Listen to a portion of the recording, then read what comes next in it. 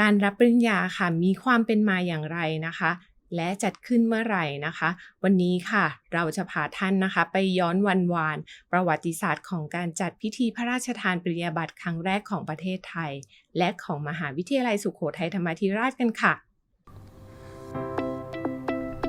STOU Storien Podcast เรื่องเล่าจากจดหมายเหตุและสารสนเทศอัตลักษณ์ของมหาวิทยาลัยสุโขทัยธรรมาธิราชสาระดีๆที่ฟังได้ทุกที่ทุกเวลา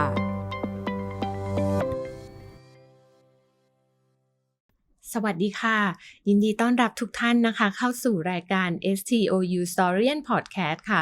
รายการที่บอกเล่าเรื่องราวเกี่ยวกับจดหมายเหตุและสารสนเทศของมหาวิทยาลัยสุโขทัยธรรมาธิราชค่ะอยู่กับดิฉันแอนนี่รัชกรคงเจริญวรรณรักษ์จากสำนักวรรณสารสนเทศมหาวิทยาลัยสุโขทัยธรรมาธิราชค่ะวันรับปริญญานะคะถือว่าเป็นวันแห่งความภาคภูมิใจของบัณฑิตนะคะที่ได้มุ่งมั่นภาคเพียรจนสำเร็จการศึกษาค่ะเป็นวันที่หลายๆท่านนะคะรอคอยที่จะได้รับปริญญาบัตรและได้สวมชุดคุยวิทยาฐานะของสถาบันอันทรงเกียรติของตนนะคะรวมถึงว่าวันนี้นะคะยังเป็นวันแห่งความสุขของพ่อแม่ผู้ปกครองนะคะรวมไปถึงญาติพี่น้องแล้วก็บรรดาเพื่อนๆค่ะที่มาร่วมแสดงความยินดีแก่บัณฑิตนะคะการรับปริญญาค่ะมีความเป็นมาอย่างไรนะคะและจัดขึ้นเมื่อไหร่นะคะวันนี้ค่ะเราจะพาท่านนะคะไปย้อนวันวานประวัติศาสตร์ของการจัดพิธีพระราชทานปริญญาบัตรครั้งแรกของประเทศไทยและของมหาวิทยาลัยสุโขทัยธรรมาธิราชกันค่ะก่อนอื่นนะคะเรามารู้จักความหมายของปริญญาก่อนค่ะคำว่าปริญญานะคะตามความหมายพจนานุกรมราชบัณฑิตยสถานนะคะได้ให้ความหมายไว้ว่าความกำหนดรู้ความอย่างรู้และความรอบรู้ค่ะส่วนความหมายที่2นะคะหมายถึงชั้นความรู้ขั้นมหาวิทยาลัยค่ะซึ่งประสาทให้แก่ผู้ที่สอบไล่ได้ตามที่กำหนดไว้นะคะถ้าประสาทให้แก่ผู้ทรงวิทยาคุณหรือผู้มีเกียรติตามที่เห็นสมควรอันนี้เราจะเรียกว่าปริญญากิตติมศักดิ์ค่ะส่วนคำว่าปริญญาบัตรนั้นนะคะหมายถึงบัตรที่แสดงวิทยาฐานะของผู้ที่สำเร็จการศึกษาค่ะว่ามีศักดิ์และสิทธิ์ในระดับปริญญานะคะส่วนคำว่าบัณฑิตหมายถึงผู้ทรงความรู้ผู้มีปัญญานักปราชญ์และผู้สำเร็จการศึกษาขั้นปริญญาค่ะซึ่งมี3ขั้นด้วยกันนะคะคือปริญญาตรีปริญญาโทและปริญญาเอกค่ะเรียกได้ว่าบัณฑิตมหาบัณฑิตและดุษฎีบัณฑิตนั่นเองค่ะความเป็นมาของพิธีพระราชทานปริญญาบัตรที่เกิดขึ้นครั้งแรกในประเทศไทยนะคะเกิดขึ้นในสมัยพระบาทสมเด็จพระปกเกล้าเจ้าอยู่หัวรัชกาลที่7ค่ะเมื่อวันที่25ตุลาคมพุทธศักราช2473นะคะพระองค์ค่ะเสด็จพระราชดำเนินพร้อมด้วยสมเด็จพระนางเจ้ารำไพพรรณีพระบรมราชินีค่ะในการพระราชทานปริญญาบัตรแก่บัณฑิตเวชบัณฑิตนะคะจุฬาลงกรณ์มหาวิทยาลัยค่ะจำนวน34คนนะคะเป็นเวชบัณฑิตที่จบการศึกษาในรุ่นที่1และรุ่นที่2นะคะหรือเทียบเท่าแพทยศาสตร์บัณฑิตในปัจจุบันนั่นเองค่ะซึ่งพิธีการในวันนั้นนะคะได้มีการถวายฉลองพระองค์คุยบัณฑิตพิเศษแด่พระบาทสมเด็จพระปกเกล้าเจ้าอยู่หัวโดยก่อนหน้าเพียงไม่กี่เดือนค่ะเมื่อวันที่4กรกฎาคมในปีเดียวกันนะคะในหลวงรัชกาลที่7ค่ะได้โปรดเกล้าให้ตามพระราชกำหนดเสื้อคลุยบัณฑิตของจุฬาลงกรณ์มหาวิทยาลัยขึ้นนะคะเพื่อให้นิสิตค่ะที่ได้เล่าเรียนสำเร็จตามหลักสูตรของมหาวิทยาลัยและได้รับปริญญานะคะได้มีโอกาสใช้เสื้อคลุยมหาวิทยาลัยเป็นเครื่องแบบแห่งการเชิดชูเกียรติค่ะโดยให้ทัดเทียมกับสถานอุดมศึกษาในต่างประเทศนะคะครั้งนี้ค่ะจึงเป็นจุดเริ่มต้นของการใช้ชุดคลุยวิทยาฐานะสำหรับผู้สำเร็จการศึกษาระดับปริญญาในประเทศไทยค่ะพิธีพระราชทานปริญญาบัตรในครั้งแรกนะคะพระบาทสมเด็จพระปกเกล้าเจ้าอยู่หัวค่ะได้พระราชทานพระบรมราโชวาทแก่บัณฑิตความตอนหนึ่งว่าข้าพเจ้ามีความยินดีเป็นอย่างยิ่งที่ได้มีโอกาสมาให้ปริญญาแก่นักเรียนมหาวิทยาลัยเป็นครั้งแรกในวันนี้ในวันนี้นับว่าเป็นวันสำคัญสำหรับประวัติการของมหาวิทยาลัยโดยเหตุนั้นนับว่าเป็นวันสำคัญในประวัติการของสยามประเทศด้วยเพราะว่าไม่ว่าประเทศใดๆความเจริญของประเทศนั้นย่อมวัดด้วยความเจริญของการศึกษานั้นอย่างหนึ่ง การเสด็จพระราชทานปริญญาบัตรถือเป็นพระราชกรณียกิจที่สำคัญนะคะเพื่อแสดงความยินดีแก่บัณฑิตค่ะจนก่อเกิดเป็นธรรมเนียมปฏิบัติในมหาวิทยาลัยของรัฐทุกแห่งสืบต่อกันมาจนถึงปัจจุบันนะคะและนี่ก็คือเรื่องราวความเป็นมาของพิธีพระราชทานปริญญาบัตรที่เกิดขึ้นในประเทศไทยค่ะต่อไปนะคะเราจะพาทุกท่านค่ะไปย้อนประวัติศาสตร์นะคะของพิธีพระราชทานปริญญาบัตรของมหาวิทยาลัยสุโขทัยธรรมาธิราชกันบ้างนะคะมหาวิทยาลัยสุโขทัยธรรมาธิราชหรือที่เราเรียกกันว่ามสทนะคะเป็นมหาวิทยาลัยเปิดค่ะที่ใช้ระบบการเรียนการสอนทางไกลนะคะโดยยึดหลักการศึกษาตลอดชีวิตค่ะต่อมานะคะได้มีการเปิดนักศึกษารุ่นแรกค่ะเมื่อปีพ.ศ. 2523นะคะโดยสาขาวิชาแรกนะคะที่มหาวิทยาลัยได้เปิดสอนค่ะจะมี3สาขาวิชานะคะได้แก่สาขาวิชาศิลปศาสตร์ค่ะสาขาวิชาศึกษาศาสตร์และสาขาวิชาวิทยาการจัดการนะคะในฐานะที่เป็นมหาวิทยาลัยของรัฐค่ะจึงมีอำนาจในการให้ปริญญาที่มีศักดิ์และสิทธิ์เช่นเดียวกับมหาวิทยาลัยของรัฐอื่นๆนะคะซึ่งมหาวิทยาลัยสุโขทัยธรรมาธิราชค่ะได้จัดพิธีพระราชทานปริญญาบัตรแก่บัณฑิตครั้งแรกเมื่อวันที่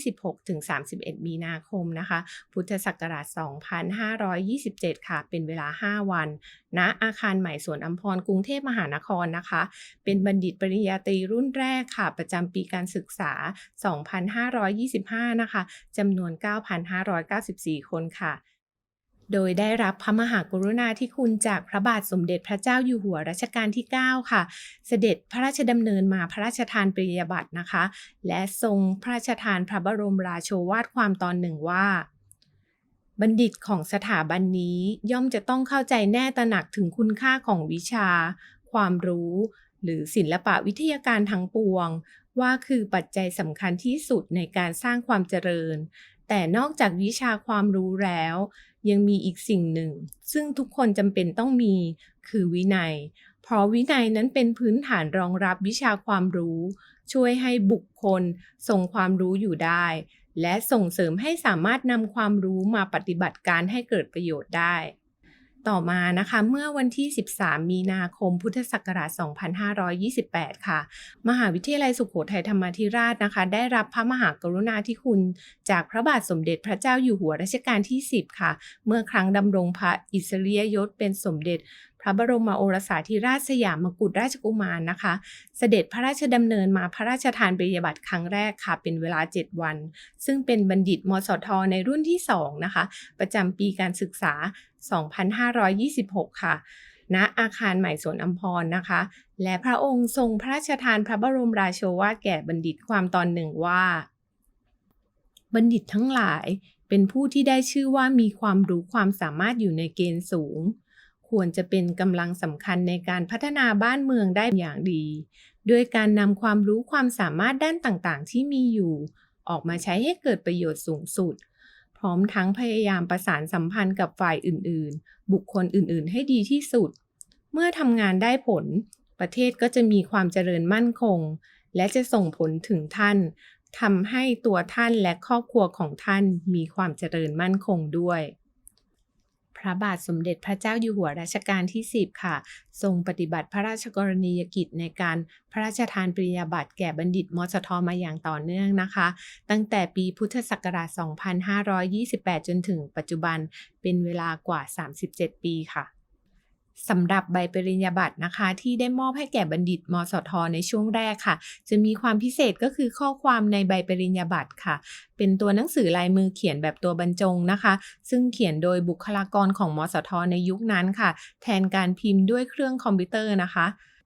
สำหรับสถานที่ที่ใช้ในการจัดพิธีพระราชทานปริญญาบัตรของมสทในยุคแรกนะคะจะใช้ที่อาคารใหม่สวนอัมพรกรุงเทพมหานครเป็นหลักค่ะต่อมาเมื่อปีพุทธศักราช 2550 ค่ะได้ย้ายมาจัดที่อาคารใหม่ค่ะก็คืออาคารอเนกนิทัศน์ของมหาวิทยาลัยสุโขทัยธรรมาธิราชนะคะซึ่งเป็นห้องประชุมขนาดใหญ่สำหรับการจัดงานสำคัญของมหาวิทยาลัยนั่นเองค่ะตลอดระยะเวลา 4 ทศวรรษที่มหาวิทยาลัยสุโขทัยธรรมาธิราชค่ะได้ผลิตบัณฑิตที่มีคุณภาพมาอย่างต่อเนื่องและได้มีการจัดพิธีพระราชทานปริญญาบัตรแก่บัณฑิตผู้สำเร็จการศึกษามาตั้งแต่รุ่นที่ 1 นะคะจนถึงปัจจุบันนี้ก็เป็นรุ่นที่ 38 แล้วนะคะ มีผู้ที่สำเร็จการศึกษาจากมหาวิทยาลัยในระดับบัณฑิตจำนวน 511,628 คน และบัณฑิตศึกษาจำนวน 15,692 คนแล้วค่ะพิธีพระราชทานปริญญาบัตรที่เกิดขึ้นในประเทศไทยมายาวนานกว่า 90 ปีนั้นแสดงให้เห็นว่าพระมหากษัตริย์ของไทยทรงให้ความสำคัญกับความสำเร็จของบัณฑิตและให้ความสำคัญกับการศึกษาของไทยซึ่งเป็นรากฐานที่สำคัญในการพัฒนาประเทศค่ะจนก่อให้เกิดเป็นธรรมเนียมประเพณีอันดีงามในสถาบันอุดมศึกษานับตั้งแต่นั้นเป็นต้นมาและนอกจากพิธีพระราชทานปริญญาบัตรค่ะซึ่งเป็นพิธีที่มีความศักดิ์สิทธิ์แล้วนะคะพระบรมราโชวาทที่ได้พระราชทานให้แก่ผู้สำเร็จการศึกษาค่ะถือว่าเป็นสิริมงคลแก่ชีวิตนะคะเป็นการสร้างขวัญและกำลังใจให้กับบัณฑิตใหม่ค่ะได้นำข้อคิดต่างๆนะคะไปปรับใช้ในชีวิตประจำวันทั้งในชีวิตการทำงานรวมไปถึงเพื่อเป็นการพัฒนาประเทศชาติให้มีความเจริญรุ่งเรืองค่ะสำหรับการสำเร็จการศึกษาและการรับปริญญา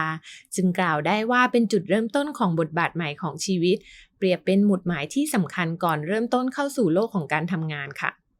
สุดท้ายนี้นะคะขอฝากทุกท่านค่ะกดไลค์กดแชร์และกดติดตามรายการ STOU Historian Podcast นะคะได้ผ่านช่องทางเว็บไซต์ Facebook และ YouTube ของห้องสมุดมสท.รวมถึง SoundCloud ของมหาวิทยาลัยสุโขทัยธรรมาธิราชค่ะซึ่งในครั้งหน้านั้นนะคะบรรณารักษ์ของเราค่ะจะมีเรื่องราวดีๆอะไรที่จะมาเล่าสู่กันฟังนะคะสามารถรับฟังรับชมได้ทุกวันที่16ของเดือนเวลา 1 ทุ่มตรงสำหรับวันนี้ต้องขอลาไปก่อนสวัสดีค่ะ